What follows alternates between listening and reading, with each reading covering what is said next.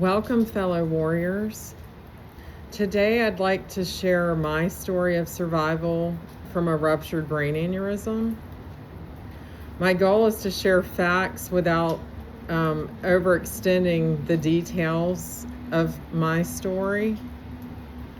From reading over 1,500 pages of medical notes from my ICU stay at Harborview Medical Center in Seattle, Washington, I can say a lot of the technical details went over my head.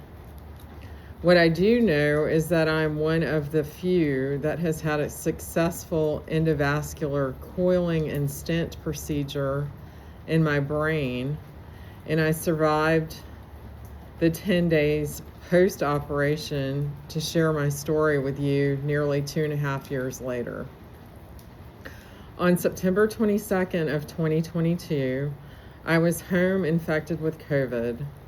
My husband came home early from a business trip and was in the other room as I was laying in bed feeling very tired and fighting a fever. I was having another horrible headache, which I also had 2 days prior, and I went to the local emergency department to be evaluated. Instead of doing a CT scan that day, I was tested for COVID, which came back positive, and I was told by the doctor that my symptoms were due to COVID. My photosensitivity and elevated blood pressure was due to my infection. I was dizzy and wearing sunglasses, but left reassured that I was just really sick. Suddenly, I felt a pop behind my right eye, and I started screaming, "Help, help!" And my husband ran into our bedroom. He noticed that my left side was limp, and I told him I needed to throw up, which I did next. He called 911 and was describing what he felt was signs of a stroke. Abruptly, my vision went dark as I wouldn't see anything. I kept saying, "Help, help, somebody help me."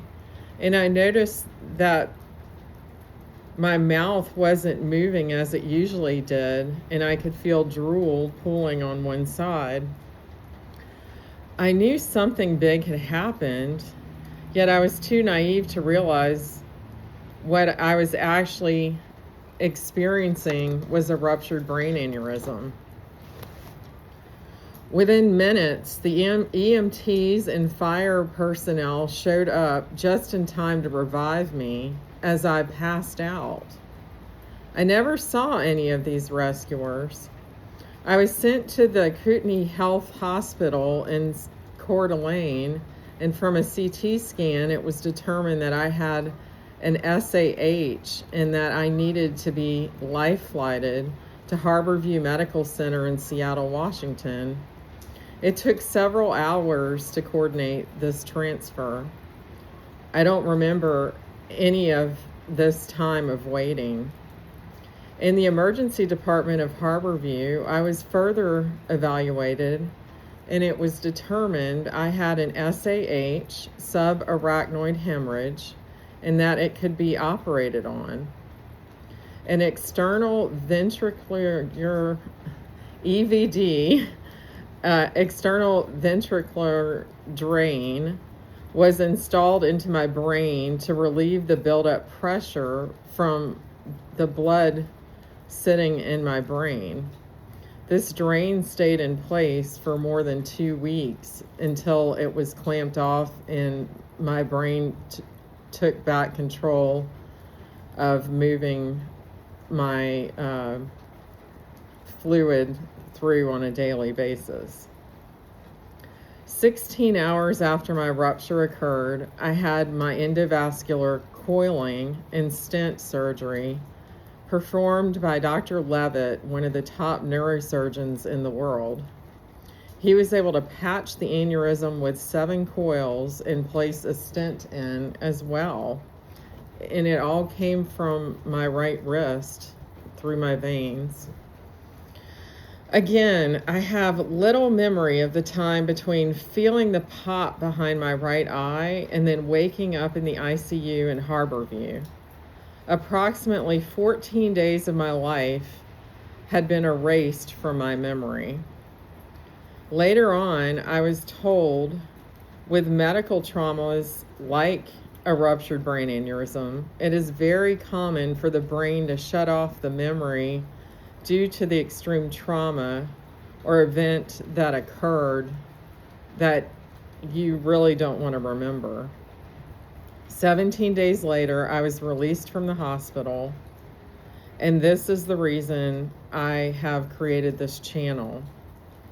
You do not have to go through this healing journey alone, as I went the first 3 months with no real supports in place and feeling very lost.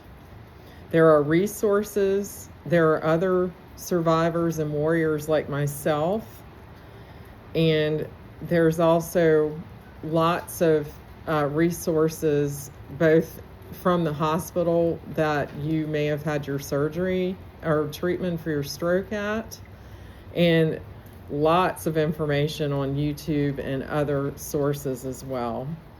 I hope all of you have a wonderful week and rock on.